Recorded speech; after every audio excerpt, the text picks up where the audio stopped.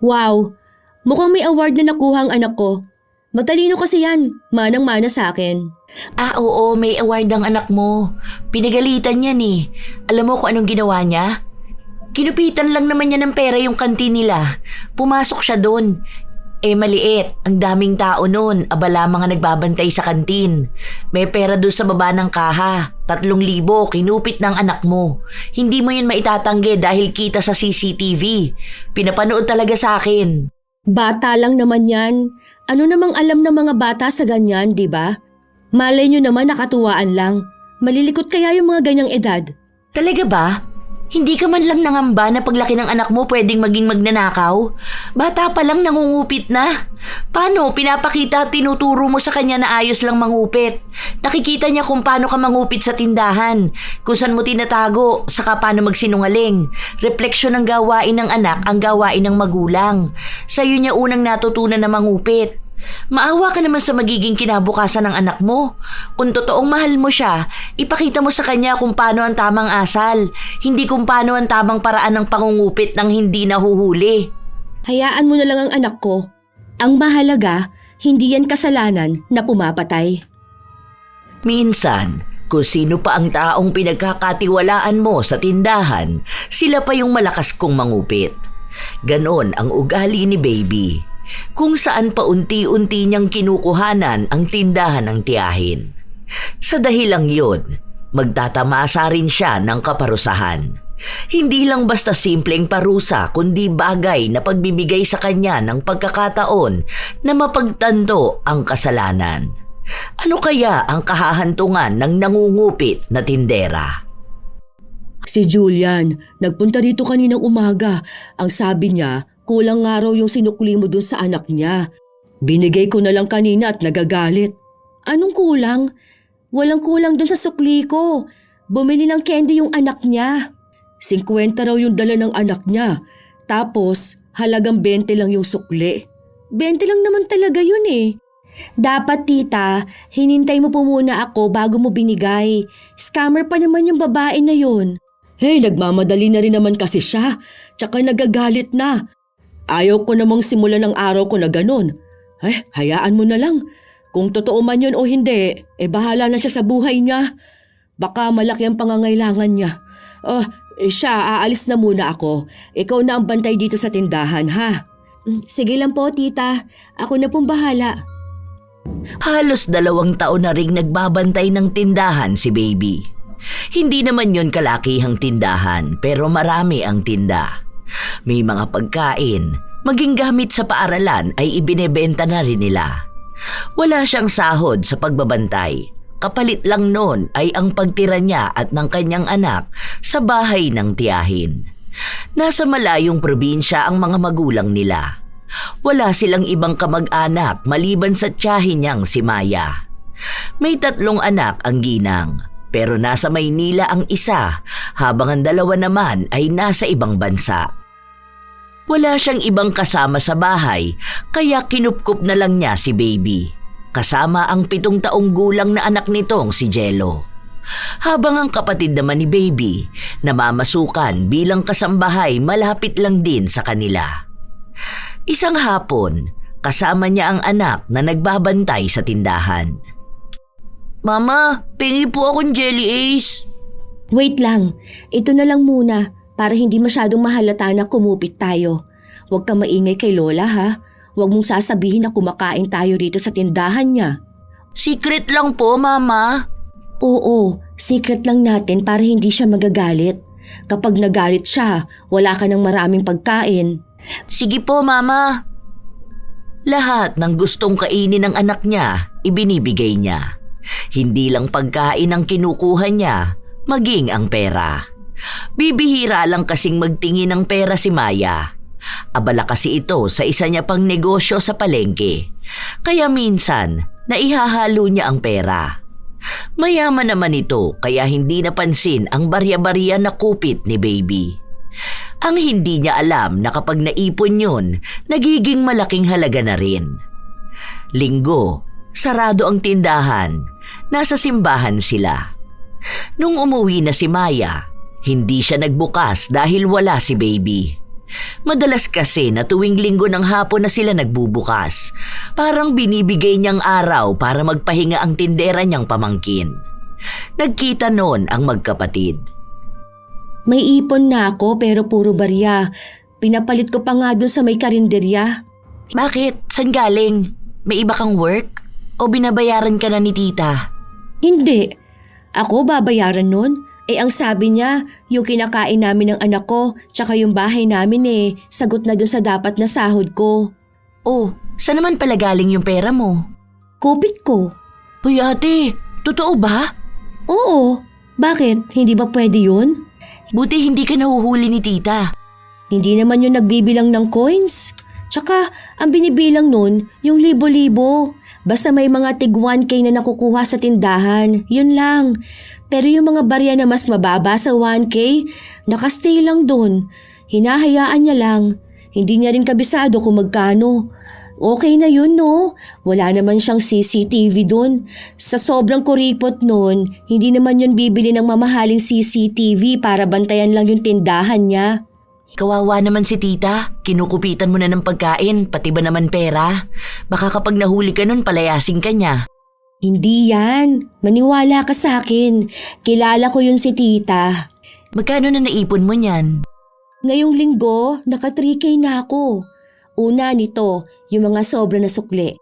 Minsan kasi, hindi sakto ang bigay ko, lalo na kung ang bumibili sa akin bata o kaya yung halatang walang alam sa presyo. Minsan tinataasan ko yung benta, lalo na sa school supplies. Tapos binubulsa ko na. O kaya kapag may benteng buo akong nakukuha, yun, tinatabi ko para sa akin na lang. Loko ka talaga ate. Gaano mo nakatagal ginagawa yan? Tagal na ha, simula pa lang nung andoon na ako. Nag-iipon ako dahil kailangan ng anak ko. Bakit kaya hindi ka nalang manghingi ng sahod kay tita? Baka naman hingian ako ng bayad ng tubig, pagkain at upa doon sa bahay nila. Okay na yan, para hindi naman halata. Tsaka, girl, hindi lang naman ako ang nag-iisang tao na nangungupit sa tindahan, no? Maraming tao na ganun ang ginagawa. Kung ginagawa ng iba, okay lang din gawin mo kahit na masama?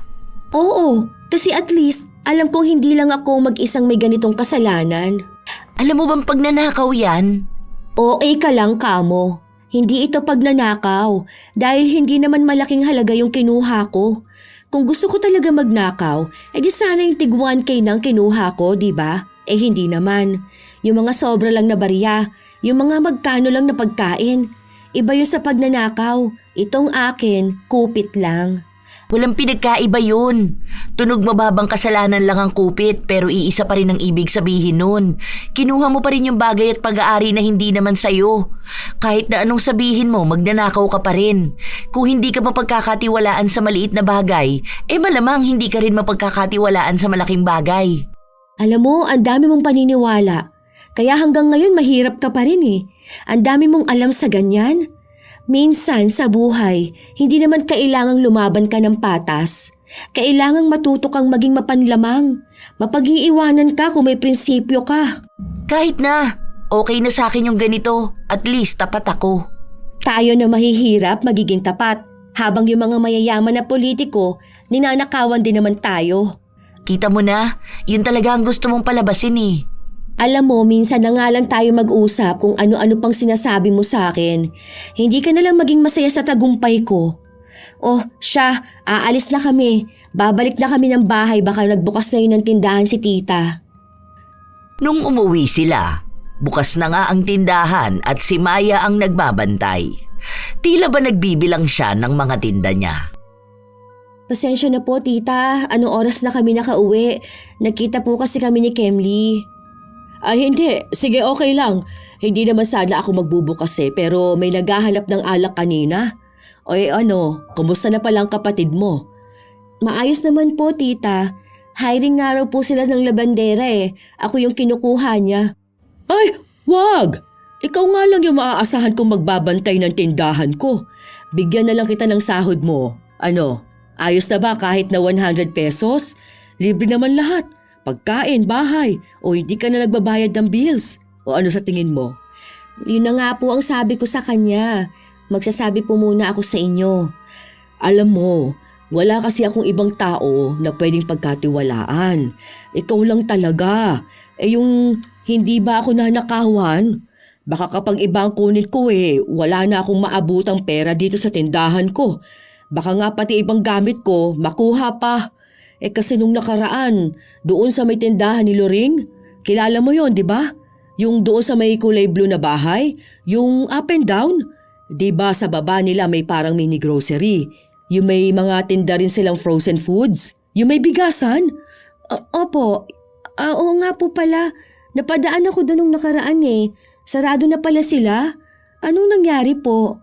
Ang lakas po ng tinda nila doon Naalala ko, yung iba kasi talaga doon bumibili ng bigas. Nagpapautang din kasi sila Oh, ayun na nga. Yung tindera niya doon, ninakawan sila. Ay, tinangay ka mo pati ang laptop nila. Nakakatakot. Higit 100K ang nawala sa kanila.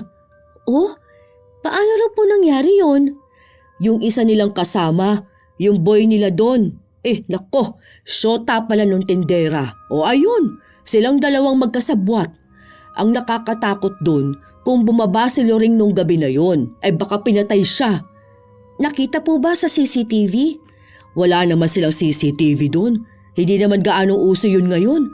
Ang may CCTV rito, yung sa mga grocery lang tapos ang labo pa. Paano pong nalaman na sila? May nakakitang kapitbahay nila. Hindi nga lang agad nakapagsumbong. Dahil may hawak na pamalo. Nakablatter na ngayon. Wala na nga.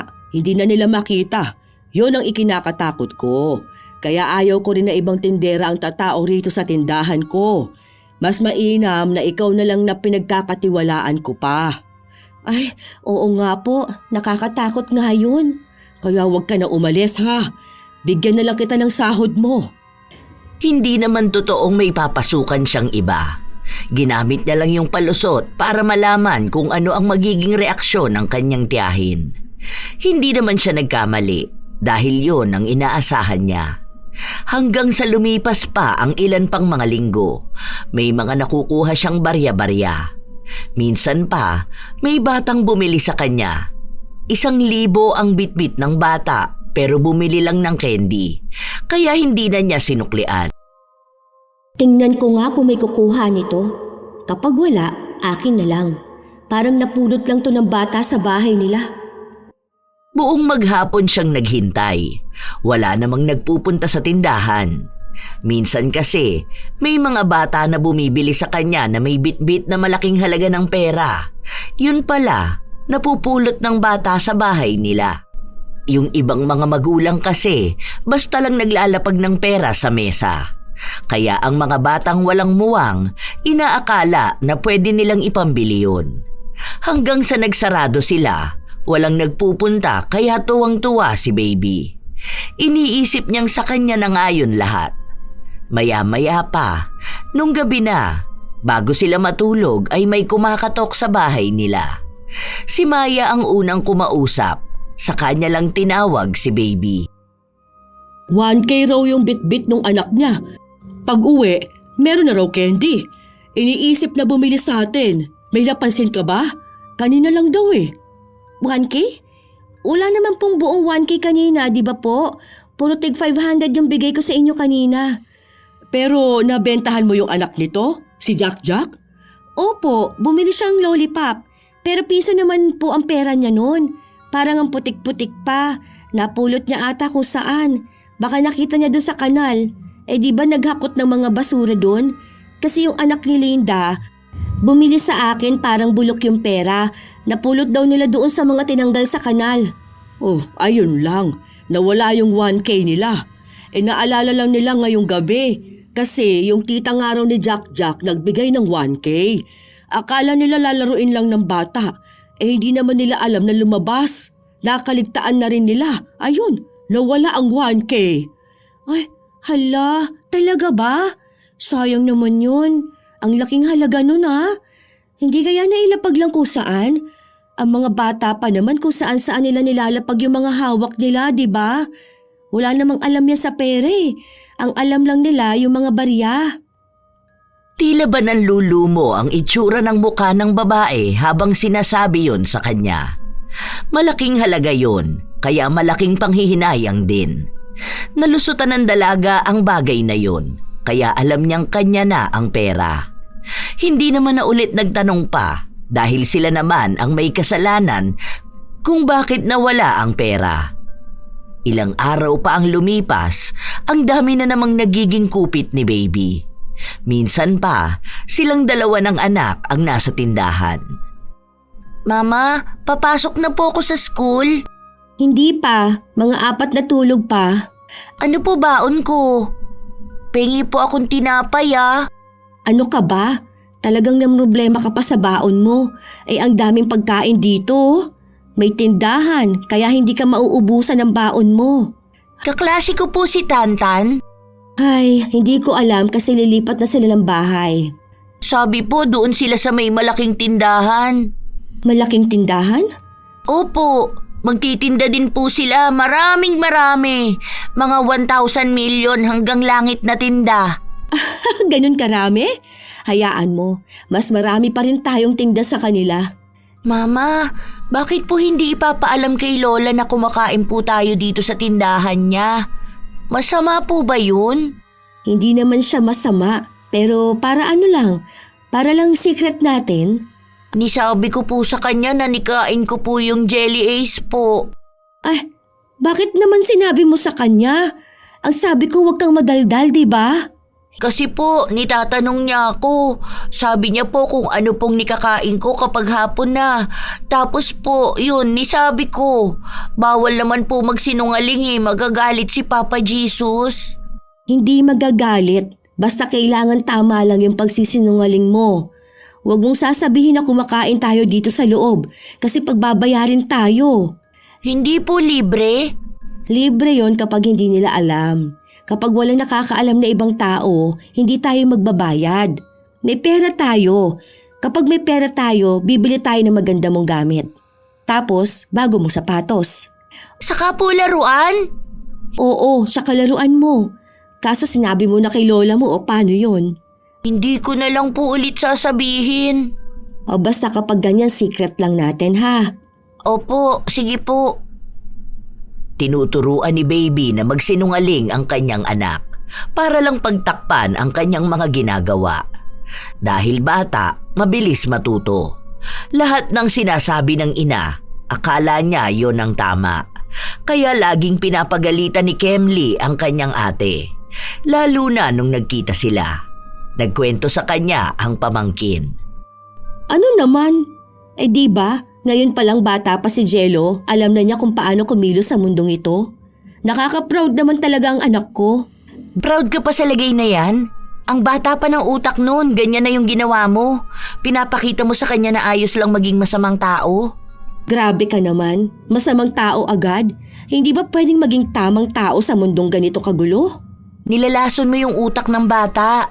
Dapat inosente lang yan. Pero tinanim mo sa kanya na ayos lang yung nangunguha ng bagay na hindi kanya. Paano kapag ginawa niya rin yung ganun? Dahil lang sa'yo nang nakikita at ginagawa ng nanay niya. Basta wag lang siyang mahuhuli. Pwede ko naman siyang turuan paano magpalusot. Alam mo, ikaw rin ang mahihirapan yan sa huli. Maniwala ka sa akin, ate. Hindi yan. Di ba? At least yung anak ko may alam na sa buhay. Alam na niya kung paano magiging magaling sa mga ganyang bagay. Ngayon lang ako nakakita ng nanay na proud sa ganyang maling gawain ng anak. Eh sige, ikaw naman yan eh. Kailan ba kasi kami nanalo sa'yo? Lahat kaya ng gusto mo sinusunod mo. Tapos kahit na mali naman talaga, pinaglalaban mong tama. Gina-justify mo yung pagiging kupitera mo. Akala mo talaga alam niya yung justify? Sus, katulong ka lang naman dyan sa bahay ng mayaman mong amo, no? Naririnig mo lang naman yon. Hindi mo naman alam kung anong ibig sabihin. Alam ko yun, kasi narinig ko yun sinabi ng amo ko sa anak niya. Parang ano yun, humahanap ka lang ng dahilan para magbukan tama yung mali na nagawa mo. Sus! Hayaan mo na. Tsaka bata pa naman yung anak ko. Yun na nga ang problema doon. Bata pa yung anak mo, alam na niya yung ganyan. Baka sa susunod niyan, ikaw na ang kukupitan niyan. Subukan niya, yari siya sa akin. Hindi mo yan masasabi dahil ngayon pa lang alam niyang tama yung ganun. Dahil yun mismo ang tinuturo mo sa kanya. Kahit na anong sabihin ng kapatid ni Baby, hindi niya ito pinakikinggan. Ilang beses pa nga na nahuhuli ni Kemli ang pamangkin niyang kumukupit. Minsan kasi ay sinusundo niya ito sa paaralan, lalo na malapit lang sa bahay ng amo niya. Pinapayagan naman kasi siyang makasama ang pamangkin. Pero nakikita niya kung paano magpuslit ng pagkain ng bata. Sa edad nitong 7 taon, kaya nang manguha ng hindi nahuhuli. Kaya bago iuwi ni Kemli ang pamangkin, kinausap niya ito. Alam mo ba na bad yung ginagawa mo? Isauli na natin yan ha. Magagalit si Papa Jesus niyan. Hindi naman po magagalit, sabi ni Mama. Hindi pwedeng kumukuha ka ng hindi iyo, ha? Pero po, nikakain namin yung mga tinda ni Lola Maya. Hindi naman po nagagalit si Papa Jesus po. Saka po, secret lang yun. Huwag sasabihin sa iba. Basta, makinig ka sa akin. Hindi pwedeng kunin ng bagay na hindi iyo. Pagkain man yan o pera. Kapag pag-aari ng iba, sa kanila lang yun. Kung gusto mo, pwede mong hingiin. Kung bibigyan ka, magpasalamat ka. Kung hindi naman, huwag mong pipilitin. At mas lalong huwag mong kukunin. Galit si Papa Jesus sa mga magnanakaw. Hindi naman po yun nakaw, tita. Hindi naman po money ang nikukuha ko. Kahit pera o gamit o pagkain yun, hindi nga pwedeng kunin. Sa susunod, hindi ka na pwede rito sa amin kapag ganyan ka. Magagalit ang amo ko. Okay po, sige po. Anong sasabihin mo? Hindi ko po alam. Mag-sorry ka. Wala naman po akong ginagawa na kasalanan po, tita. Meron. Yung kinupit mo yung pagkain ng alaga ko. Binalik ko naman na po. Kinuha ko kaya naibalik. Kung hindi ko yun nakita at kinuha, iuuwi mo yun. Kaya dapat mag-sorry ka. Hindi ko naman po inuwi. Kaya po hindi po ako magsosorry. Ang tigas na ng ulo mong bata ka ha. Tara nga, iuuwi na kita sa inyo. Mabuti na lang at pinayagan si Kemli na lumabas. Inihatid niya ang pamangkin sa bahay. Si Baby lang ang naroon, nagbabantay sa tindahan. Sa nakalipas na ilang buwan, yun lang ulit ang araw na bumisita doon si Kemli. Oh, akala ko ba mamayang gabi mo pa yan ihahatid? Alam mo ba kung anong ginawa niyang anak mo? Kumupit ba naman doon sa bata sa bahay? Yung anak ng amo ko. Na-stress ako. Ang tigas ng ulo niyan. Kahit mag-sorry ayaw niya. Huwag mo na pilitin. Ganun talaga ang mga bata. Hindi mo masasabi kung kailan sila hihingi ng tawad. Hinayaan mo na lang sana. Kaya lumalaking ganyan ang anak mo eh. Puro ka na lang hayaan. Kahit na hindi naman dapat hinahayaan. Oh, ano naman yung mga barya na yan? Kita ko. O kupit mo? Ganun na rin yun. Mga sobra tong sukli kanina. May bumiling matanda. May dala siyang 50. Mukhang malabo ang mata. Kako, 20 lang ang pera niya. Hindi naman pumalago. Ayun, sinuklian ko na lang magkano. At talagang natuwa ka pa? Nanloko ka na nga ng tao? Hindi lang tong tindahan ang kinukupitan mo pati na rin yung mga taong bumibili. Okay lang yun. Mga barya lang din naman na hindi nila napapansin, no? Bakit? Masama na ba yun? Kahit na barya lang? Kahit na anong akto na may kinalaman sa pangungupit, mali. Mas matanda ka sa akin, ate. Dapat nga mas alam mo yan eh. Ayan, pati anak mo, ganun na yung ginagawa. Habang naiinis si Kemli sa kanyang ate, dumating naman ang kanilang tiyahin. Oh, andito ka pala. Bakit naman ganyan ang mga mukha ninyo? Ano nangyari sa inyo? Nagtatalo ba kayong dalawa? Minsan na nga lang kayo magkita, ganyan pa kayo. Wala po tita. Hindi po kami nag-aaway. May pinag-uusapan lang po kami. O siya, papasok na muna ako sa bahay. Ang sakit ng balakang ko. Sige po tita, aalis na po ako. Hindi maisumbong ni Kemli ang ginagawa ng kanyang ate. May halong awa kasi yun. Iniisip niya na saan na lang pupulutin ng kapatid niya kapag bigla silang pinalaya sa bahay. Dahil lang sa pangungupit niya. Hindi naman sila tutulungan ng dating kasintahan ni Baby na siyang ama ni Jello. Lalo na at may iba na rin itong pamilya. Pinagsabihan na lang niya ang ate na mukhang walang pakialam sa kanya. Pinagpapatuloy lang nito ang pangungupit. Hanggang maging si Jello ay nasasanay na rin. Minsan pa, umuwi ang bata na may mga barya. Oh, saan galing yan? Sa school po. Binigyan kayo ng pera? Hindi po. Yung kaklase ko po nagbebenta po siya bunot-bunot. Tapos po ako po nagbantay. Kumuha po ako ng pagkain. Tapos po yung nagbubunot, nilalagay ko po yung pera sa bulsa ko. Secret ko lang po yun. Ah, ang talinong bata naman talaga ng anak ko. Wala naman nakakita sa'yo. Wala po. Hindi rin po siya marunong magbilang po eh. Ayos yan. May future ka sa ganyan, anak. Talino mo talaga. Ang galing! May baon po ako. Ito po oh. Kinuha ko rin po dun sa kaklase ko. Bukas po yung bag niya. Nikupit ko po. O sige na, kainin mo na pala yan. Doon ka na sa loob, huwag ka na rito. Baka magkalat ka payat lang gamin. Mahirap pa naman maglinis ng tindahan. Ilang araw na minsan umuuwi si Jello na may dalang pera o kaya kung anong pagkain at gamit na kinukupit niya sa kanyang mga kaklase. Wala namang tutol si Baby dahil para sa kanya kapag bata ang gumagawa nun ay ayos lang. Pwedeng hindi pa raw alam. Isang beses, mag-isa lang si Baby sa tindahan. Nasa paaralan ang kanyang anak. Nung inangat niya ang isang lagayan, nakita niyang may nakaipit doon na 3,000. Saan kaya galing to? Kanino kaya to? Hindi naman siguro to alam ni tita. Kunin ko nga tong 1K. Kapag hinanap niya, ibig sabihin alam niya. Ay di kapag hindi, ibig sabihin nakalimutan na niya. Pwede naman akong kailan niya naalala eh, doon naman nawala. Pwede naman yun, wala siyang masisisi. Pwede akong magdahilan. Ito ata yung benta nung nakaraang buwan eh. Akin na muna tong 1K. Ilang araw pa nga ang lumipas, hindi pa rin hinahanap ni Maya. Pero hindi na ginalaw pa ni Baby. May naiwan pang 2,000 hanggang sa naalala nga ito ni Maya. Ano pong ginagawa niyo, tita? May inipit kasi ako rito. O ito, ay, 2K na lang to. 2K lang ba to? Ano po ba yan? May pera po pala dyan? Oo, inipit ko nung nakaraan kasi wala akong bulsa. Hindi mo to nakita? Hindi naman po ako naghahalongkat dyan, tita.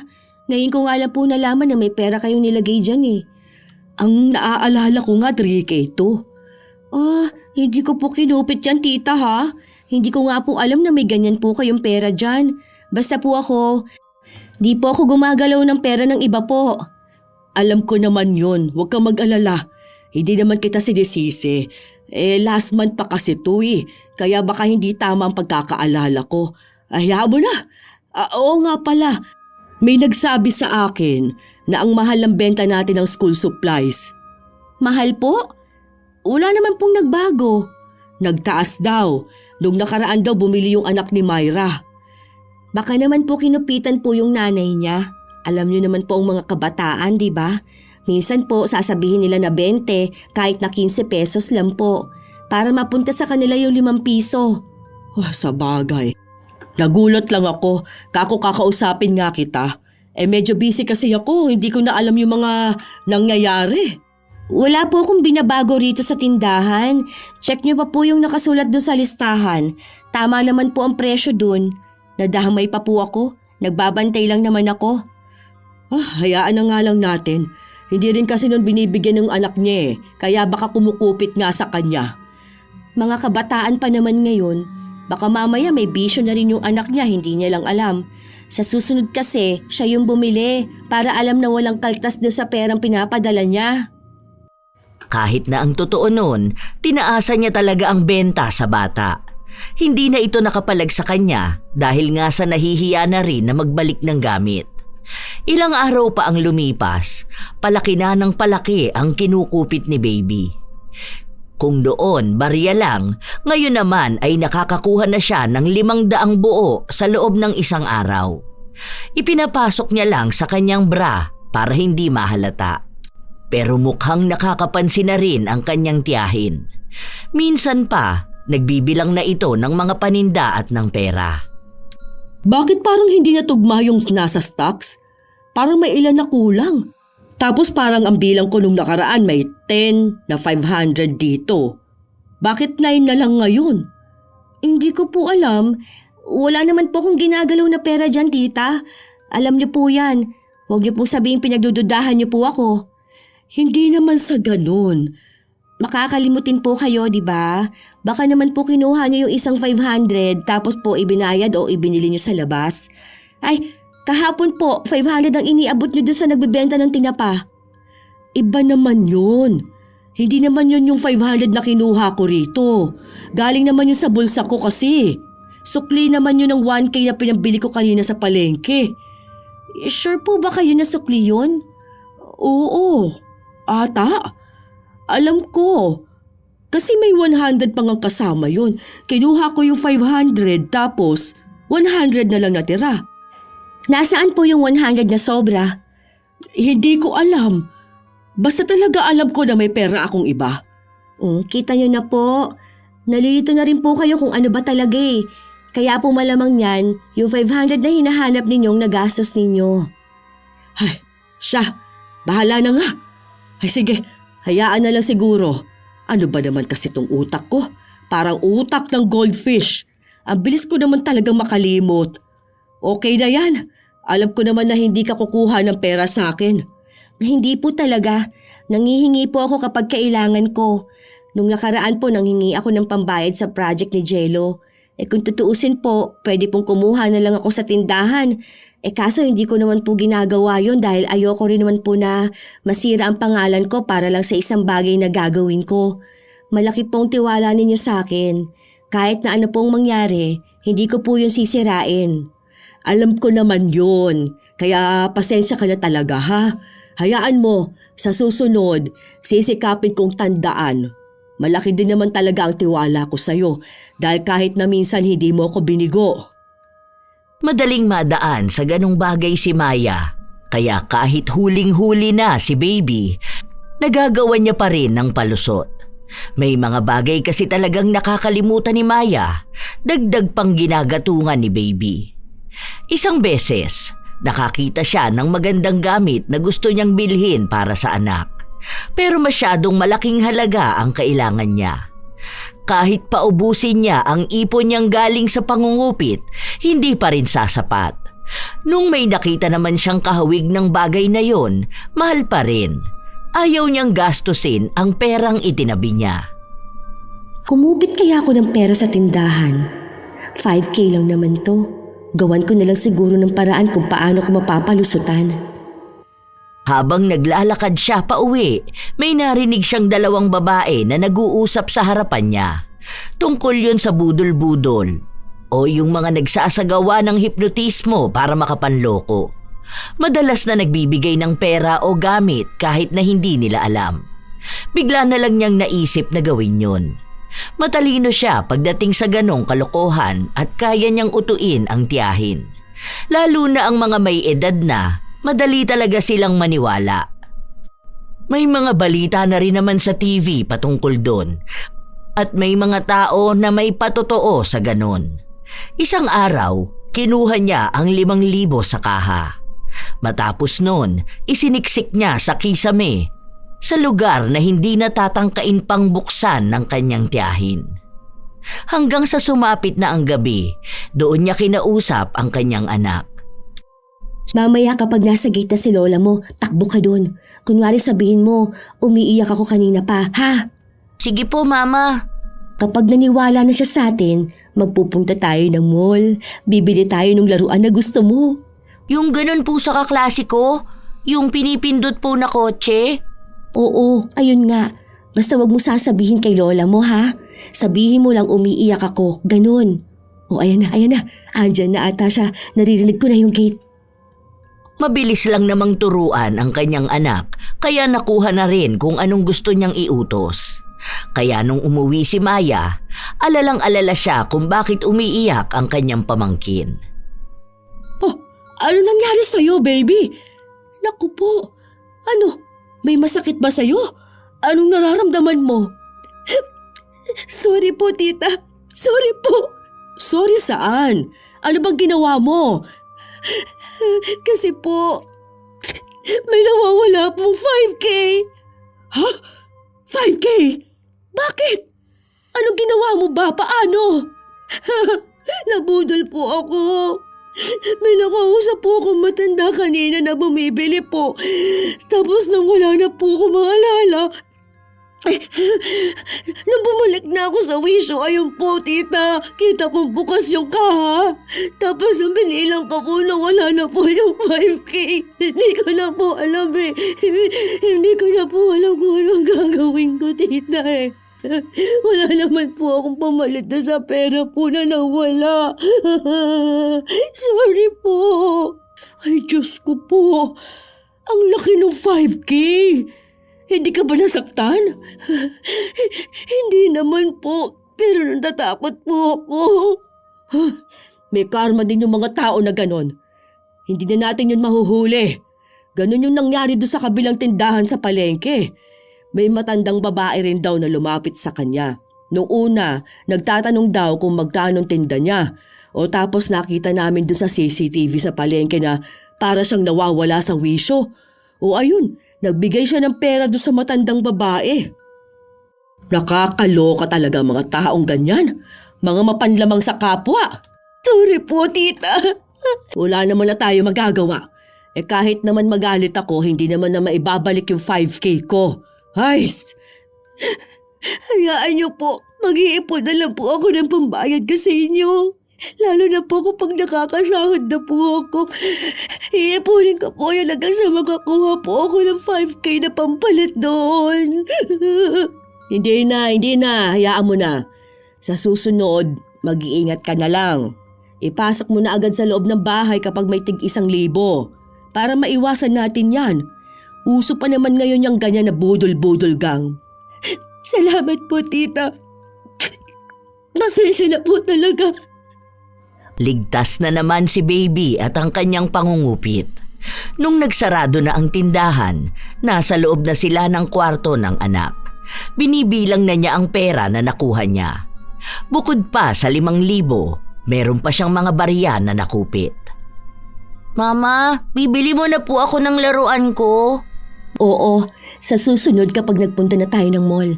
Walang pasok sa work si tita mo sa linggo. Lalabas tayo. Ganong bagay ang pinapamukha ni Baby sa kanyang anak, na akala ng bata ay isang normal at makataong gawain. Dahil mismong ina ang gumagawa, para bang walang masama. Kaya nung sumapit na ang linggo, may nakita ang bata sa bulsa ng babaeng nasa unahan nila. Mahuhulog na ang pera, pero sa halip na isauli yon, kinuha ni Jello. Nasa loob pa sila ng simbahan noong mga oras na yon. Sinabi niya lang sa ina na may pera siya nung gumagala na sila at hinihintay na lang si Kemli. Saan galing to? Napulot ko lang po. Saan? Kanina pa to? Sa simbahan po, Mama. Uy, nasa 2-4 din to ha. Sama ko na pala to sa ipapakash in ko mamaya. Tara, ang tagal ng tita mo. Paalis pa lang sa kanila eh. Bili na muna tayo ng laruan na gusto mo. Mama, pwede po tayo kain sa Jollibee? Doon talaga tayo kakain. Sabi ni tita mo kapag mataas ang score mo sa test ninyo, ililibre niya tayo, di ba? Tsaka bagong sahod yun. Yay! May laruan na ako! May Jollibee pa! May kamahalan ang laruang binili ni Baby, pero may pera naman siyang galing sa kupit niya sa tiyahin niya. Nung nalaman ni Kemli ang halaga ng laruan, nagtalo na naman sila ng kapatid niya. Ayaw pa nga niyang iparinig sa bata, kaya nilibre niya na lang ito para makapaglaro muna kasama ang ilan pang mga bata. Ate, bakit naman ganyan? Kumukupit ka kay tita para lang bumili ng laruan? May mga mura naman ah. Ganito yung sa mga kaklase kasi ni Jello. Masisisi mo ba ako kung gusto ko lang namang ibigay yung para sa anak ko? Talaga bang ganyan na ang mindset mo? Alam mo, Kemli, hindi mo pa alam tong ganito dahil hindi ka pa naman ina. Saka mo malalaman kung gaano kasakit sa isang ina na walang kahit na ano ang anak niya. Hindi totoo na walang kahit na ano si Jello. Kaya ko naman bilhan siya ng laruan eh. Pero yung laruan na maayos. Hindi yung ganyan na nakikisabay sa mga kaklase niya. Saka bakit uunahin mo yung laruan? Parang yung presyo niyan pwede nyo nang ipangkuha ng uupahan nyo. Bakit naman kami uupa Kasama na nga namin si tita. Libre na nga lahat doon, gagastos pa ba ako? O tapos kapag nagpapadala ng pera yung mga anak niya o laging maraming pagkain. Paano kapag nalaman niya ni tita? Ibig sabihin sinumbong mo ko. Ate, utang na loob naman. Pakinggan mo naman ako. Pinapakinggan kita, pero hindi kita susundin no? Ako ang ate mo. Ako ang may anak, buti ikaw buhay dalaga Okay sa'yo kahit na ganyan lang ang sahod mo, tsaka yung buhay mo. Ako, kailangan ko maging matalino para sa anak ko. Hindi yan pagiging matalino, pagiging mapanlamang yan. Isipin mo na kung anong gusto mong isipin. Basta iisa lang ang alam ko at iisa lang ang ginagawa ko. Lahat ito para sa ikasasaya ng anak ko. Hindi na lang kumibo si Kemli. Kahit naman anong sabihin niya, wala lang din naman. Hanggang sa natapos na lang ang buong araw. Pauwi na sila noong nakasalubong nila ang isa sa mga ina ng kaklase ni Jello. Doon lang nakakuha ng pagkakataon para makausap si Baby. Nagrereklamo kasi yun na laging nawawalan ng pagkain ng anak niya at ang itinuturo na kumukupit ay si Jello. Baka naman nagbibigay yung anak mo. Tsaka lagi may baon ng anak ko. May tindahan kami. Lahat ng pagkain andoon na sa amin. Pipili na lang si Jello kung anong babaunin niya. Sumagot ang babae na kausapin na lang daw ni Baby ang kanyang anak. Pagsabihan nito na kapag hindi kanya, wag na lang kunin. Pero matapang din si Baby. Pinaglalaban niya ang kanyang anak. Nawala raw masamang ginagawa, kaya wag pagbintangan. Lalo na ang mga bata raw ay mapagbigay. Pwede raw binibigay ng kaklase ni Jello ang pagkain at kinukuha lang yon ng anak niya. Matapos ang usapan, silang dalawa ulit ng kapatid niya ang nagkausap. Yun na nga yung sinasabi ko sa'yo nung nakaraan. Sinundo ko si Jello tapos nagsusumbong sa akin yung isa dun sa nanay ng kaklase niya. Lagi nga raw nangungupit si Jello. Minsan nga raw pera pa Yung isa niyang kaklase kasi doon parang may binibenta. Parang katuwaan lang ba sa loob ng classroom nila? Tapos nangungupit nga raw yung anak mo. Hindi naman ako naniniwala, no? Paanong hindi? Ikaw nga ang nagturo sa kanya ng ganon, di ba? Hindi ba? Iba pa rin kasi yung sabi lang nila. Para namang hindi nila alam kung paano kumilos sa mga bata. Basta't meron sila, nagbibigay sila. Kapag binibigay, ang sa anak mo kinukuha, kinukupit. Ibig sabihin, ninanakaw. Kanino ba naman kasi siya magmamana? Malamang sa ina niya, nangungupit na tindera. Oh, talaga ba? Hindi nyo lang kasi kaya yung ganon. Iba skills ng anak ko, no? Kaya natatakot sila. Aba, skill na pala ngayon yung pagiging palakupit. Ewan ko kung anong reaksyon mo kapag anak mo naman na ang kumukupit sa'yo. Umuwi na sila ng bahay. Hindi na masyadong pinansin ni Baby ang mga reklamo sa kanya dahil kahit na mali naman ang kanyang anak, ipagtatanggol niya pa rin ito sa lahat. Hanggang sa napansin ni Maya na may bagong laruan si Jello. Wow! Ang ganda naman yan. Saan galing yan? Bili po sa akin ni Tita Kemli. Ay, talaga ba? Ang mahal ata ng ganyan. Hindi po bili, tita. Galing po yan doon sa alaga ni Kemli. Hindi na raw po kasi gusto Parang hindi ganyan yung trip na laruan. Puro daw po baril-barilan. Oh, kaya pala mukhang pangmayaman. Ang ganda kasi. Nakausap mo na ba sina tatay mo pala? Opo, nung nakaraan pa po. Nagpadala na po ako sa kanila.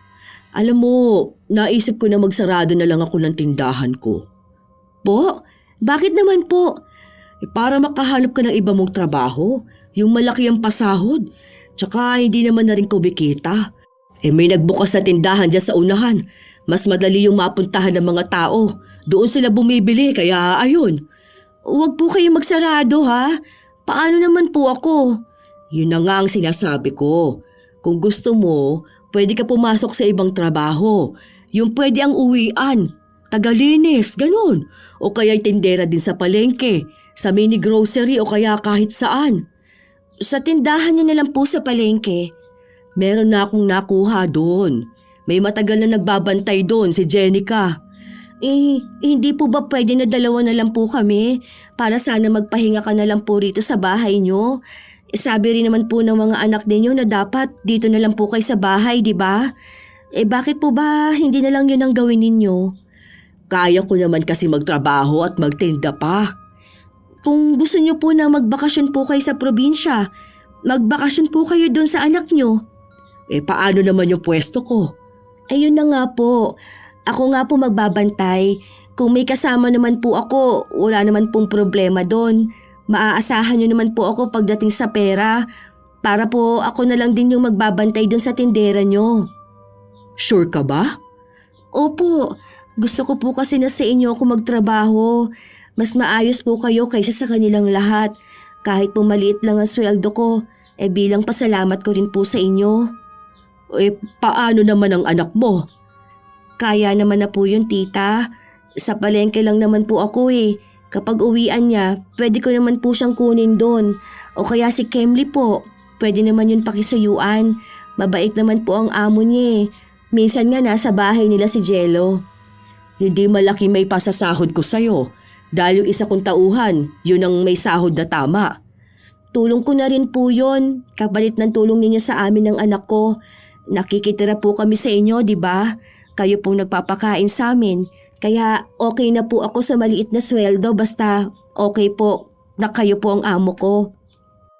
Nadaan ni Baby ang tiyahin sa mga salita nito. Ilang araw pa ring bukas ang tindahan dahil pinapaubos na lang ang laman nun. Mas maraming nakukupit si Baby dahil tila ba hindi na masyadong pinagtutuunan ng pansin ni Maya ang tindahan. Basta nagbibigay siya ng pera, yun na yun. Abala rin kasi si Maya. Lalo pa, kinukuha siya ng anak na magpunta sa ibang bansa para makapagbakasyon siya kahit na paano. Hanggang sa naubos na ang paninda.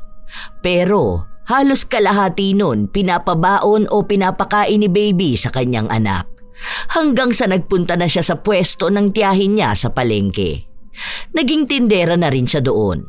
Nasa ibang bansa pa rin si Maya nung mga panahon na yon. Minsan pa, nangupit ng pera si Baby pero nahuli siya ng kasama niya. Magdadahilan sana siya pero pinabalik sa kanya. Pinagbantaan din siya na sa susunod kapag nahuli siyang nangungupit ay isusumbong na siya. Kaya nakita niya bilang malaking hadlang ang kanyang kasama. Ang tapang nito Kapag balik ni tita, siya mismo magtatanggal sa'yo sa trabaho mo. Tingnan na lang natin kung uubra ka pa. Ang lakas ng loob mong magsabi sa akin na nangungupit ako at isusumbong mo ko. Maghanda ka. Hindi na mapakali pa si Baby na matanggal ang kasama niya. Nung nakabalik na nga si Maya, nagpunta siya sa pwesto. Doon na nakakuha ng magandang tiyempo si Baby para matanggal ang kasama niya. Inipit niya sa loob ng bag ang 5,000 para lumabas na nagnanakaw ang isang tindera. Parang may nawawala. Kulang. Magkano po ba, tita? Sakto naman po ang bilang ko kanina. 2 beses pa nga po nung binilang ko. Kulang ng 5,000. Ay, hala, hindi ko na po alam yan, tita. Dahil naroon si Jello, nautusan na siya ng ina sa gagawin niya. Para bang maglalaro siya doon, tapos siya ang makakakita ng pera. Hinahanap at binibilang kasi nila yung ibinigay kay Maya, maging yung isang tindera. Maya-maya, nagtatakbo si Jello. Anak, huwag ka naman malikot dyan. Alam mo na nga na may ginagawa kami Ay, ang kulit naman ng bata na to. Pauuwi na talaga kita. Hindi po, Mama. Naglalaro lang naman po ako Hindi nga laruan dito, di ba? Nakita mong may hinahanap kami. Wow! Ang dami naman pong pera sa bag mo!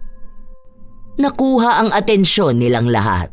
Maging ang isang tindera ay nagtaka. Nung makita na may 5,000 sa bag niya, galit na galit si Maya. Hindi naman yun makikita sa CCTV dahil sira yung bandang nakatutok sa kanila. Nabasag ang kamera nung may mga bata na naghahabulan doon. Hindi na rin naayos kaya walang mapatunayan na hindi naman ang tindera ang gumawa nun. Natanggal din agad siya. Lalo na at sinulsulan na rin siya ni Baby. Nung umuwi na sila ng bahay, sobrang sama ng loob ni Maya. Grabe. Ilang taon ko na siyang tindera doon. Ngayon niya pa ginawa sa akin to. Maayos naman ang pasahod ko sa kanya. Tsaka nakakautang naman siya kapag kailangan niya talaga ng trabaho. Feeling ko po, tita, matagal na niyang ginagawa yun. Kasi nung nasa ibang bansa ka, laging gusto niya, siya lang ang nakakaalam ng bilang ng pera. Akala ko naman nung una yun ang po ang utos ninyo. Tapos nalaman ko, nangupit siya ng 1K. Hinayaan ko lang po muna yun pero yung kumuha po siya ng 5K, iba na po yun ah. Malala na po yun, tita. Buti na lang po nalaman niyo kaagad. Tsaka mabuti na lang din po natanggal niyo na siya. Baka kapag nagkataon po kayo naman po ang mamulubi. Ilang taon na po kayong niloloko ng tao na yun. Kaya mo bang magbantay doon? Opo, ako na pong bahala. Huwag na po kayo magpaka-stress. Kababalik niyo na nga lang po galing bakasyon Oh, sige, ikaw na lang muna. Mas malaki ang tiwala ko sa'yo. Alam ko naman na hindi mo ako lolokohin. Sa bait niyo pong yan, magagawa ko po ba yun sa inyo? Ang tanga ko na po nun, tita. Ay, maraming salamat at nandito ka. Baka hindi ko na alam ang gagawin ko. Kuhang-kuha na naman ni Baby ang loob ng tiyahin. Hindi niya inakala na sa pagbabantay niya sa palengke ay mas malaking kupit na ang makukuha niya. Tinataasan niya kasi ang benta at ang sobra nun sa kanya na. Minsan, sinasadya niyang kalimutan na magsukli. Kung anong gawain niya noon sa tindahan, ganun din ang gawa niya. Nagiging maayos lang siya sa paghawak ng pera kapag nakatingin ang tiyahin. Pero minsan, sa kaha talaga siya kumukuha ng pera. Iniipit niya lang sa katawan niya para hindi makita. Ilang linggo nang ganun siya. Kampante dahil hindi naman siya nahuhuli. Hanggang sa isang araw, umuwi ang kanyang anak kasama si Kemly. Sa palengke pa sila dumiretso. Ikaw na pala ang sa mundo. Alam mo ba kung anong ginawa ng anak mo? Sa school? Bakit? Naka-perfect ba siya? Ipapatawag ka pa nga sana ng teacher nila. Ako na lang ang kumausap. Wow! Mukhang may award na nakuha ang anak ko. Matalino kasi yan. Manang-mana sa akin. Ay oo, may award ang anak mo. Pinagalitan niyan eh. Alam mo kung anong ginawa niya? Kinupitan niya lang naman yung pera dun sa kantin. Pumasok siya dun. Maliit. Tapos ang daming tao nun. Abala yung mga nagbabantay sa kantin. May pera doon sa baba ng kaha. 3,000. Kinupit ng anak mo. Hindi mo yun maitatanggi dahil kita sa CCTV. Pinanood talaga nila sa akin. Bata lang naman yan. Ano namang alam ng mga bata sa ganyan, di ba? Malay nyo naman nakatuwaan lang. Malilikot kaya yung mga ganyang edad. Talaga ba? Hindi ka man lang nangamba na kapag laki ng anak mo pwedeng maging magnanakaw? Bata pa lang nangungupit na. Paano? Pinapakita at tinuturo mo sa kanya na ayos lang mangupit. Nakikita niya kung paano ka mangupit sa tindahan. Kung saan mo tinatago, saka paano magsisinungaling. Refleksyon ng gawain ng anak ang gawain ng magulang. Sa'yo niya unang natutunan na mangupit. Maawa ka naman sa magiging kinabukasan ng anak mo. Kung totoong mahal mo siya, ipakita mo sa kanya kung paano ang tamang asal, hindi kung paano ang tamang paraan ng pangungupit ng hindi nahuhuli. Hayaan mo na lang ang anak ko. Ang mahalaga, hindi yan kasalanan na pumapatay. Pero pwedeng maging posible yun, lalo na kung lumaki na siya tapos nasa bingit na siya dahil nagkahulihan. Hayaan mo ko. Ako na lang ang kakausap sa teacher nila bukas. Hindi ka kasi marunong makipag-usap sa ganyan eh. Kapag sinabing mali, mali na agad sa'yo. Hindi ka marunong mga tuwiran? Marunong ako, basta alam ko na tama ang pinaglalaban ko. Mamaya mali naman pala, sinong mapapahiya? Ako naman, di ba? Ganon lang din yang sa anak mo. Ay, siya, hayaan mo. Ako ang makikipag-usap doon. Ako ang nanay, kaya pabayaan mo ko, ha? Lalo lang naiinis ang kanyang kapatid, pero ano nga bang aasahan niya? Nung kinagabihan na yun, hindi naman niya pinagalitan ang kanyang anak. Normal na gabi lang. Hindi niya pinakita na mali ang ginawa ni Jello na pangungupit. Sa halip, pinaramdam niyang walang problema hanggat bata pa lang siya. Kinabukasan, nagpunta ng paaralan si Baby. Siya mismo ang kumausap sa guro ng anak. Hindi naman daw po sinasadya ng anak ko. Ang sabi niya kinuha niya lang kasi akala niya laruan lang. Alam naman po ng anak ko yung pera dahil kapag nasa palengke kami, nakikita niya po yun. Tsaka ibabalik din naman po yun ng bata kapag tapos na sila maglaro. Sinabi ng guro na hindi lang naman yun ang unang beses na ginawa yun ni Jello. May pagkakataon pang araw na kinupit niya ang pera na para sa silid-aralan nila. Inilagay daw yon sa isang sobre pero nakita na lang yung sobre at wala na itong laman. Kinababahalaan nila yon, lalo na ng mga magulang. Dahil pati pagkain ng mga anak nila, kinukupit ni Jello. Bata pa raw masyado si Jello para maging ganong kalikot ang kamay. Hindi naman po malikot ang kamay ng anak ko. Hindi naman po yun pagnanakaw. Ang nangyari po lang yan, nitong mga nakaraan, baka po kasi nagbibigayan ng mga bata. Nasabi ko na po yan nung kinausap ko yung nanay na nagrereklamo. Itong sa kantin, malamang po katuwaan lang yun. Tsaka, bakit po kasi doon nila nilalapag ang pera? Paano kung hindi naman anak kong nakakuha nun? Baka mamaya nakita lang nila yung bata na doon nagtatatakbo o tapos siya na ang sisisihin. Hindi naman po pwedeng husgahan na lang ng gano'n ang anak ko dahil lang siya ang nakikita.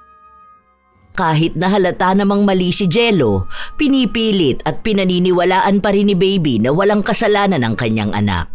Hanggang sa wala namang naipaglaban ang guro. Tinanggap pa rin si Jello dahil may kasamang pagpapaawa ang ginawa ni Baby. Sinabi niyang mag-isa niyang itinataguyod ang kanyang anak. Wala silang bahay, nakikitira lang siya sa bahay ng kanyang tiyahin at doon na rin nagtatrabaho. Hanggat wala naman daw malaking kaso na ginawa ang kanyang anak, wag naman daw ito basta huhusgahan. Nakalampas na naman siya sa usapin ng pangungupit ng anak. Hanggang sa isang araw, umuwi si Jello na may bit-bit na pera. Mama! Mama! May pera po ulit ako! Madami po! Saan galing yan? Secret lang po natin ha. Nikuha ko po to doon sa ali na nagbebenta po ng palamig. May nakakita ba sa'yo? Wala pong tao doon, Mama. Akin na nga. Magkano ba to? Nakagomo pa talaga ha? Tig-20 lang naman din to. Sige, mamaya bibilangin ko yan. Mama, kapag po marami na tayong pera, bibili po tayo bagong laruan ko. Oo, akong bahala dyan, nak. Pero bibili tayo ng damit mo kasi malapit na magpasko. Huwag ka lang papahuli ha. Gayahin mo si mama, nangungupit nang hindi nakikita. Opo, nilagay ko po agad sa bag ko po. Habang tumatagal, nagiging tama na sa mata ng bata ang pangungupit. Isang araw, bigla na lang nanigas ang mga daliri ni Baby. Hindi niya maiunat. Nakayukom lang yun. 2 kamay talaga, kaya yung pera na kinupit niya, nasa loob pa rin ng kamay niya. Hala ka dyan. Ano naman kayang nangyari? Masakit ba? Kapag po pinipilipit, ayan ang sakit. Aray ko po. Oh, wag na lang natin pilitin. Ha? Mamaya dadalhin kita sa doktor para malaman natin kung anong nangyari sa'yo. Nakakaloka. Kanina okay pa yung kamay mo. Paano ka kaya makakakilos siya na maayos? Tita, pwede pong patawagan si Kemli. Oh, sige, sadali lang ha. Isang malaking misteryo kay Baby ang nangyari sa mga daliri niya. Hindi niya ito maramdaman, kaya hindi niya makontrol na buksan. Sinusubukan niya pero hindi niya kaya. Kapag nagpapatulong naman siya sa iba, parang tinatanggalan siya ng buto sa sobrang sakit. Gabi na noong dumating ang kapatid niya dahil tinapos pa nito ang trabaho. Ayan yung sinasabi ko. Nagkaganyan lang yung kamay ng ate mo. Masakit yan kapag binubuklat. Ano ba kasing ginawa mo, ate? Wala naman. Nagtitinda lang naman ako kanina tapos noon, bigla na lang naging ganito yung kamay ko. Teka lang ha. May gagawin pala ako sa kusina. Diyan na lang muna kayo magkapatid. Tulungan mo nga ang ate mo ha, Kemli. Bakas ang takot na may halong pag-aalala sa mukha ni Baby. Hindi na niya alam kung ano pa bang dapat niyang gawin. Hanggang sa may sinabi sa kanya ang kapatid. Alam kong may laman niyang kamay mo. Ha? Ayos kailan ba? Anong pinagsasabi mo? Nakikita mo na ang hindi ko na mabuklat tong kamay ko. Alam kong may kinupit ka. Hindi mo pa talaga aaminin. Wala akong kinukupit, no? Alam mo, makakahawa ka lang ng maayos niyan kapag inamin mong nangupit ka. Tapos ibabalik mo yung pera na andyan sa kamay mo. Wala nga akong kinukupit. Wala nga laman to. Bigla na lang nagtaga nito. Hindi ako naniniwala na bigla na lang. Alam ko meron kang kinuha. Aminin mo na. Malamang kumupit ka ng pera sa kahan ni tita. Wala nga. Sige, bahala ka. Ikaw rin naman ang mahihirapan yan. Huwag mo naman piliting buksan ang kamay ko. Ang sakit kaya. Ilabas mo na kasi yung perang kinupit mo. Paulit-ulit naman tayo. Hindi ko nga kasi kinuha. Ano man problema mo? Ayaw mo bang umayos yung kamay mo? Gusto mo talaga na ganyan ka lang? Kaya nga nagpapatulong ako sa'yo, di ba? Kaya nga pinapaamin kita sa kasalanan mo. Nagtalo ang magkapatid pero sa huli, hindi pa rin naman natanggal ang pagkakahawak ni Baby sa pera. Hindi niya inaamin na may kinupit siya. Sa inis ng kapatid, kusa na itong umalis. Hindi niya rin naman mapipilit ang kapatid kung ayaw talaga nitong aminin ang pangungupit. Ilang araw pa ang lumipas, nakayukom pa rin ang mga kamay ni Baby. Hindi na nga niya maasikaso ng maayos ang anak. Hindi na rin siya makapagtinda. Kaya isang araw, pinuntahan na naman siya ng kapatid. Kita mo na, mabubulok na lang yung pera sa kamay mo. Sinubukan na nga ito sa doktor. Hindi naman nila mabuksan. Sobrang sakit nga nung pinilit nila eh. Kala ko iiyak na ako ng dugo. Alam mo, hindi ka naman talaga masasaktan kung aaminin mo kung anong ginawa mo eh.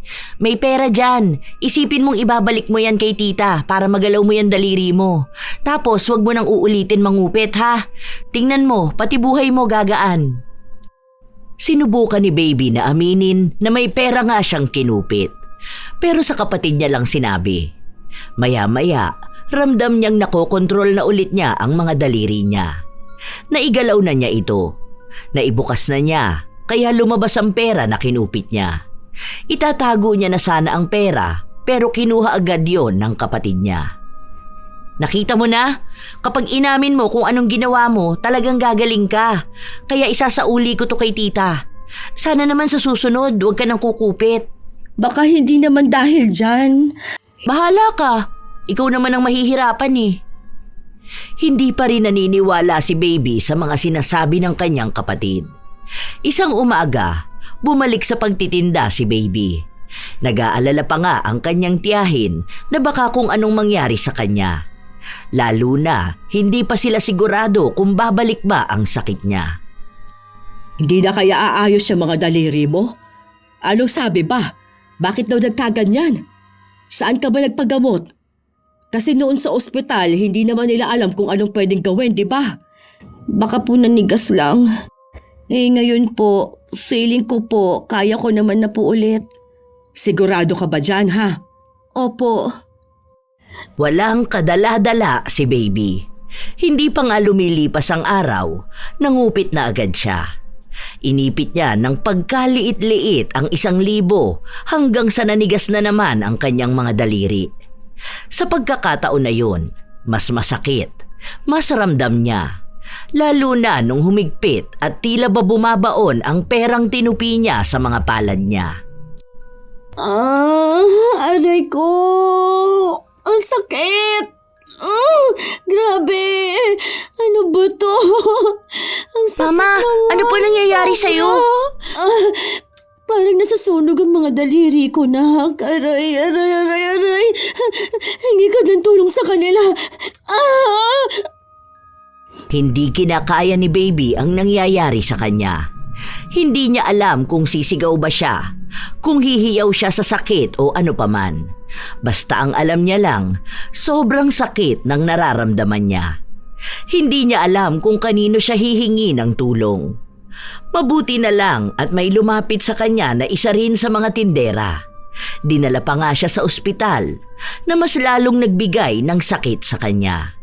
Tinurukan siya ng gamot kaya ang nangyari, lumobo at namaga ang kanyang mga kamay. Nakiusap na lang siyang tawagan ng kapatid niya. Balak pa sanang operahan agad ang kanyang kamay, hindi lang pumayag si Kemli. Inuwi siya sa bahay ng tiyahin nila. Ayan, ang lala na ng kamay mo. Yung anak mo nagtatanong sa akin kung anong nangyari sa'yo. Hindi ko na lang sinabi kung ano ba. Andun siya kasama ni Tita Maya. Hindi yan pwede makita ng anak mo. Nakakatakot. Grabe, sobrang sakit. Hindi ko na alam kung anong gagawin ko. Bakit kasi kumukupit ka na naman? Ayan, mas malala na. Tapos kung inoperahan pa yan ng mga doktor, ate, panigurado ako niyang putol yung kamay mo. Malamang sa malamang hindi ka na makakakupit pa. Bakit ba kasi ganito? Aray, ang sakit. Sinumpa ba ako? Ano ba? Basta, may parusa sa'yo. Para akong kinulam. Grabe, sobrang sakit talaga. Naku, kinukulam ka talaga. Ha? Anong sinasabi mo? Hindi ka naman kasi nakikinig sa akin eh. Kaya ayan, humanap na lang ako ng paraan kung paano ka parurusahan. Simple lang naman sana yan. Kasi akala ko nagbago ka na nung una. Kaso mas lumala ngayon dahil ginawa mo ulit yung dapat hindi mo na ginagawa. Bakit mo naman ginawa sa akin to? Na hindi ka man lang naawa sa akin at sa anak ko? Ha? Alam mo bang nahihirapan na ako? Paano ko paaasikasuhin ang anak ko? Hindi mo na lang kasi ako pinabayaan. Naaawa ako kaya nga nagawa ko yan eh. Para naman magbago ka na. Kaso, ikaw naman yung ayaw magbago. Ayaw ko naman na lumala pati yung anak mo. Huwag mo sabihin pati anak ko pinakulam mo. Hindi ko naman ipapakulam yung bata, no? Gagaling ka rin naman basta aaminin mo yung ginawa mo. Saka kung magbabago ka na talaga. Yun lang ang paraan. Wala akong ginagawang masama. Aray, ang sakit! Kahit na hindi na mawari ang klase ng sakit na nararamdaman ni Baby, hindi niya pa rin aaminin kung ano ba talaga ang kasalanang ginawa niya. Ilang araw pa ang lumipas, laging namamaga ang mga kamay niya. Bigla na lang hihilab, bigla na lang sasakit na para bang sinusunog. Dahil doon, hindi na siya makapagtrabaho ulit. Pilitin man niya, hindi niya talaga kaya. Ang nag-aasikaso na lang sa anak niya ay ang kanyang kapatid.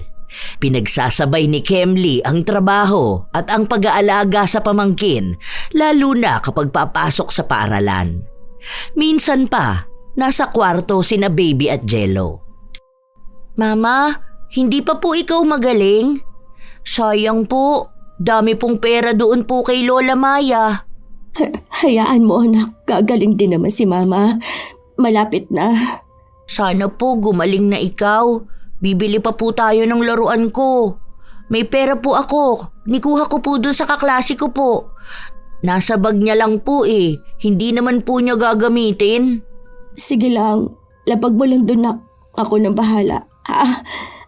Sakit. Hapdi na naman. Grabe.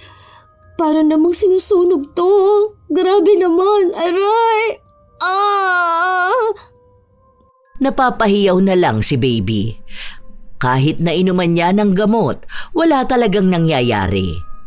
Habang lumilipas ang ilan pang mga linggo, nasa bahay lang si Baby. Habang ang anak niya, natuto na talagang mangupit. Umuuwi ng bahay na may pagkain. Minsan pa, umuwi sila kasama si Kemli. Galit na naman ito. Ano na naman bang ikinagagalit mo dyan? Hindi ka pa rin ba natutuwa na hirap na ako? Hindi mo talaga pinagsasabihan ng anak mo? Alam mo bang kumupit siya sa kantin? Ilang araw na pala siya nag-uuwi ng mga paninda rito? Nakakahiya! Ano na lang ang iisipin ng mga taong nakakakilala sa kanya? Mamaya, alam na rin ni tita yun. Hindi niya lang alam kung paano kapag sasabihan. Grabe ka na ate. Kasalanan ko na naman. Ano ba ginawa ko? Lagi na lang ganyan ang sinasabi mo. Hindi mo alam kung anong ginawa mo, kaya hindi mo alam kung anong kasalanan mo.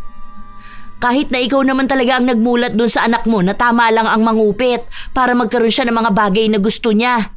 Hayaan mo, bata pa naman siya. Yun na nga, nakakasanayan na niya kakasabi mong hayaan na lang siya. Huwag mo na lang kayang asikasuhin ang anak ko kung lagi kang ganyan. Baka sumama lang ang loob na sa mga ginagawa mo. Tingnan mo, ayan, kulang na lang agnasin na yung kamay mo sa sobrang pamamaga. Hirap na hirap ka na. Nasasaktan ka na, hindi mo pa rin inaamin na nangupit ka. Hindi mo pa rin tinatanggap na masama naman talaga yun. Hindi naman talaga. Ang mas masama yung kapatid na nagpakulam ng kapatid. Alam ko naman sa sarili ko na masama ang ginawa ko eh. Saka tanggap ko na kung may babalik na kung ano sa akin dahil sa ganyan. Kaya nga lagi ako nagdarasal at humihingi ng tawad. Ang pinag-uusapan natin dito, ikaw mismo, at yung pagiging kupitera mo. Bakit hindi mo aminin tapos ituwid mo sa tamang landas ang anak mo, bago pa mahuli ang lahat? Huwag mo kong pangungunahan ha. Huwag mong sasabihin sa akin kung anong tama at anong mali para sa anak ko. Ako ang ina. Ako lang ang may kakayahang sabihin kung anong dapat at hindi dapat. Eh sige, magdusa ka na lang ng pangmatagalan. Hayaan mo yung pera na kinupit mo na pumasok na sa laman mo. Tutal, hindi mo naman kayang humiwalay sa perang hindi iyo. Ayan, magdusa ka ng pangmatagalan. Simula noon, hindi na nagpupunta si Kemli sa kapatid. Hindi na rin ito inaasikaso ang pamangkin, lalo pa at palala ng palala ang nangyayari kay baby. May mga gabi na hindi siya nakakatulog, lalo na kapag pakiramdam niyang bumabao ng pera sa laman niya.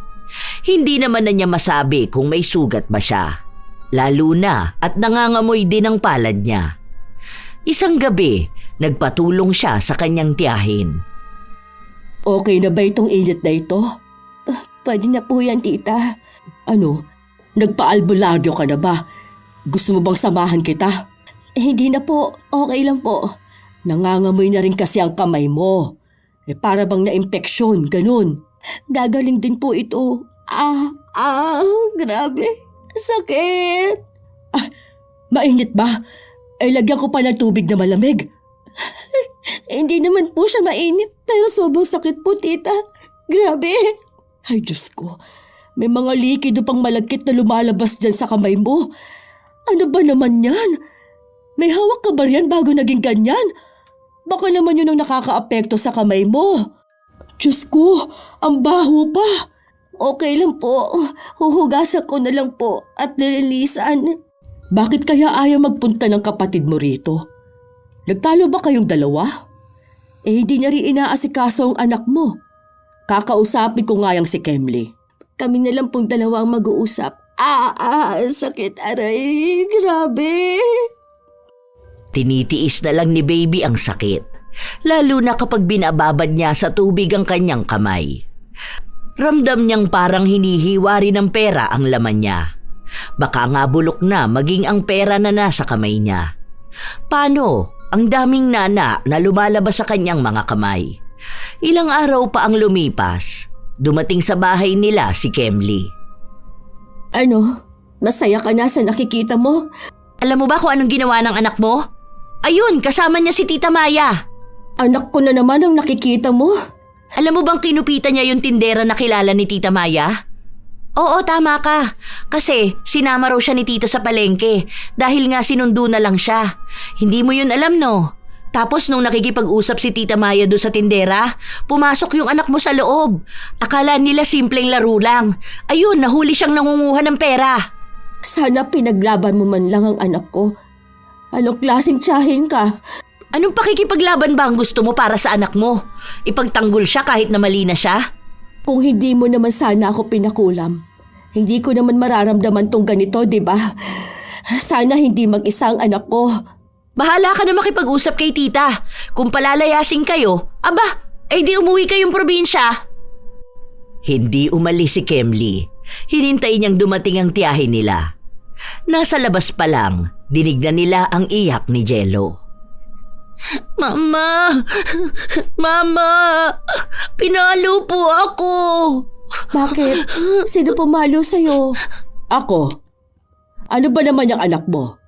Nakakahiya naman. Yung kumari ko pa talaga ang ninakawan niya. Baka naman po hindi lang sinasadya ng anak ko. Sinadya niya. Ang galing mangupit. Tinago ba naman sa damit niya? Kahit na nahuli na sa kanya, hindi pa rin siya umaamin. Sinasabi niyang hindi niya yun kinuha. Ganyan bang tinuturo mo sa anak mo? Saan naman nagmana yan? Ha? Hindi ka naman ganyan. Mama, hindi ko po yun kinuha. Ay, napakasinungaling naman bata niyan. Papaluin ba kita kung hindi mo ginawa? Alam ninyong ayoko sa lahat yung malikot ng kamay at yung sinungaling. Kakausapin ko na lang po muna ang anak ko, tita. Na-stress naman ako sa batang yan. Pagsabihan mo yung anak mo, ha? Pagkaalis ni Maya, hindi pa rin natigil ang bata sa pag-iyak niya. Habang ang ina naman niya, sinasabi sa kanyang ayos lang yun, na wala naman daw problema. Hindi ganyan ang tamang pangangaral sa anak. Sabihin mo na may problema talaga, na masama yung ginawa niya. Ipamukha mo sa kanya na kasalanan yun, na kapag nalaman ng ibang tao, magagalit sa kanya, mawawala ng tiwala sa kanya. Huwag mo nga akong pagsabihan. Mas matanda ako sa'yo. Yun na nga mas matanda ka pero wala ka man lang kinatandaan. Ano ba naman yan? Basta, ako nang bahala sa anak ko. Hindi, kapag ikaw ang dumisiplina dyan, lalaking kriminal ang bata na yan. Ikaw, Jello, tandaan mo yung sinasabi ko sa'yo ha. Yung ginagawa mo, masama yan. Kasalanan yan. Hindi naman kami magagalit ni Lola Maya mo kung tama yung ginagawa mo. Huwag mo nga pagsalitaan ng ganyan ng bata. Binibigyan mo ng trauma ang anak ko. Ay, talaga ba? Pero ikaw naman to nagbibigay ng trauma sa iba. Isipin mo yun sa ganyang edad. Bata pa yan, dapat wala yung ganyang kalala na kasalanan. Yun pang itinuro mo, kasama pa sa 10 Commandments. Hindi nga yun pagnanakaw, iba yun.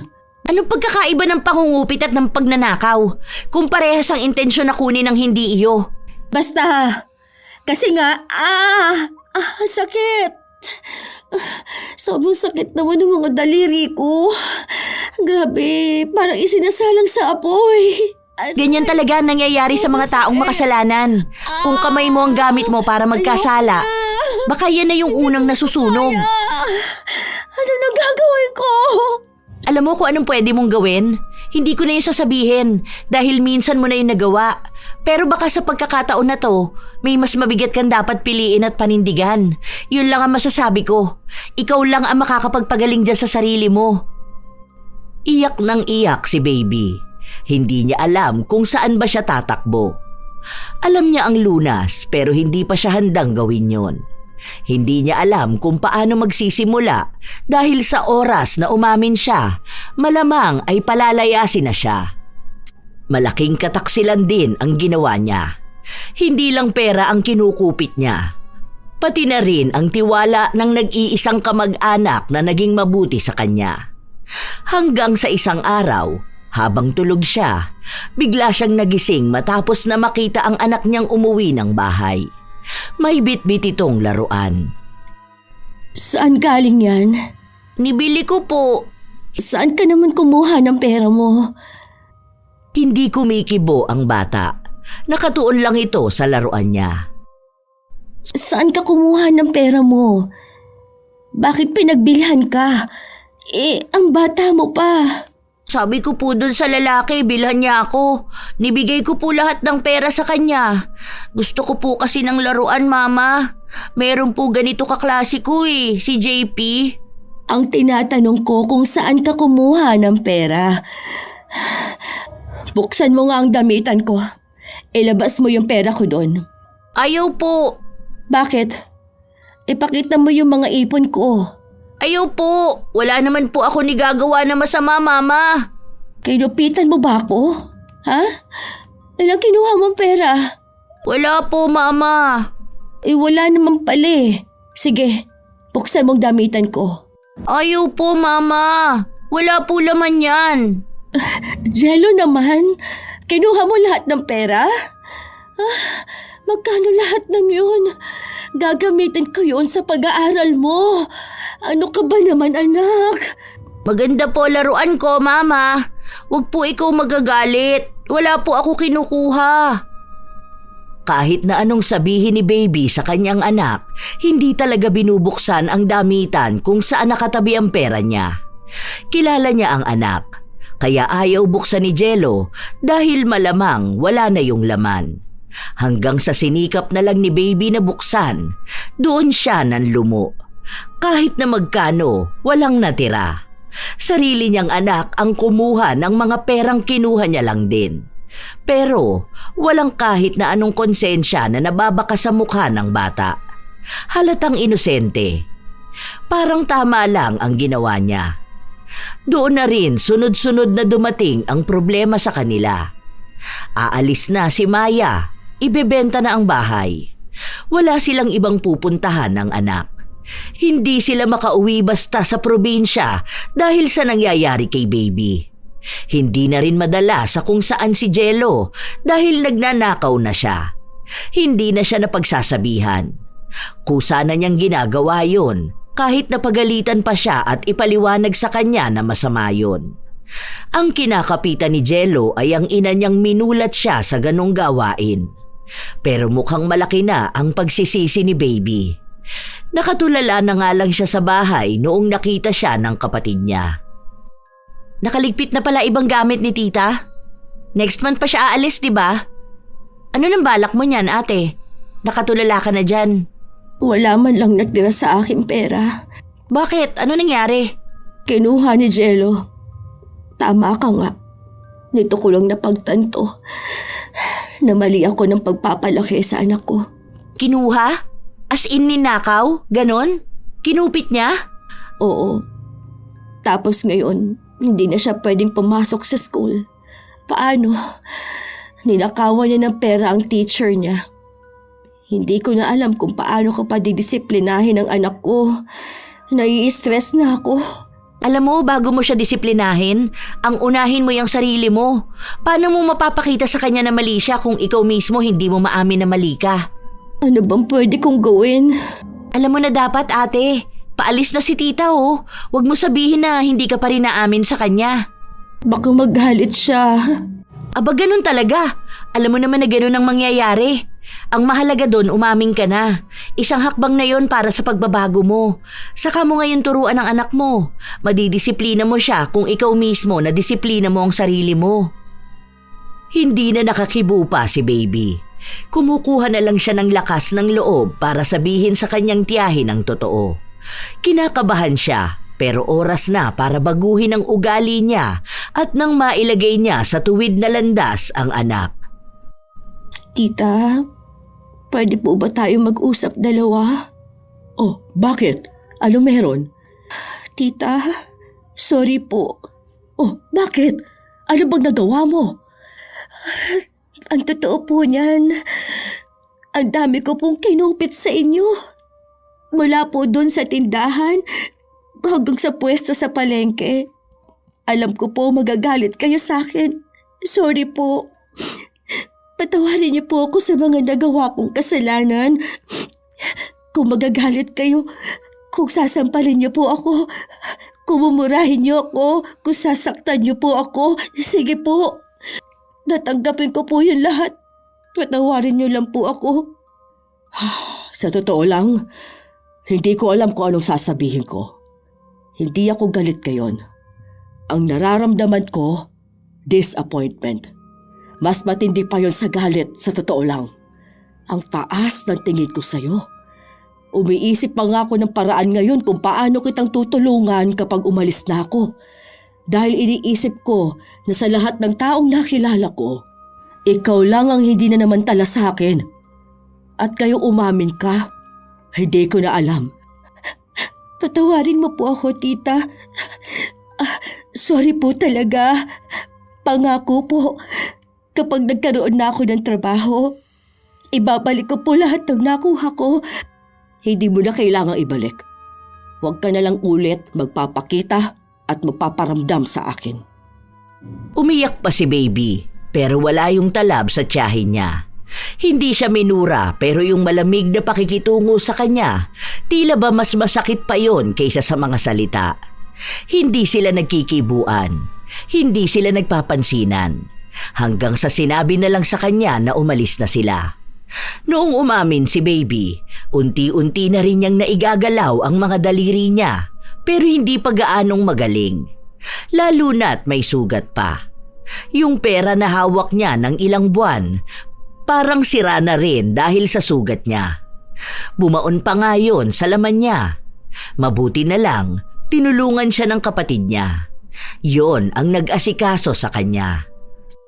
Okay na yan, ate. Siguro mag-exercise ka na lang ng mga kamay mo sa susunod. Sana gumaling na yan. Huwag mo na uulitin yung ginawa mong pangungupit, ha? Oo, natuto na ako. Pasensya ka na, naging pabigat pa kami ng anak ko. Isa pa yung anak mo. Sawayin mo na yan. Naku, nung nakaraan nahuli ko yan nangungupit sa wallet ko. Aba, pinalo ko nga ang kamay. Nai-stress na nga ako sa anak ko eh. Pero ako naman ang may kasalanan nun. Kaya akong dapat na magturo sa kanya. Sana hindi pa huli ang lahat. Hindi pa yan. Basta maipamukha mo sa kanya na mali siya. Huwag ka maaawa kung mapapalo mo siya para lang malaman niyang kasalanan ng ginagawa niya. Kapag maayos na ako, tulungan mo naman ako maghanap ng trabaho. Kailangan namin ng anak ko ng pera. Wala na talagang kahit na ano sa akin eh. Kahit magkano. Sige ate, yung amo ko magbubukas ng bagong karinderya. Pwede kita irekomenda. Pero ate, sana naman wag mo nang ulitin yung ginawa mong ganun na pangungupit. Hindi na. Pangako. Magbabago na talaga ako. Kita mo nga, galit na sa akin si tita. Siya pa naman yung pinakamabait nating kamag-anak sa lahat. Bigyan mo na lang muna ng panahon. Sumama lang talaga ang loob niya sa'yo. Malay mo sa susunod, mapatawad ka na niya. Ang isipin mo ngayon, yung pagdidisiplina dyan sa anak mo.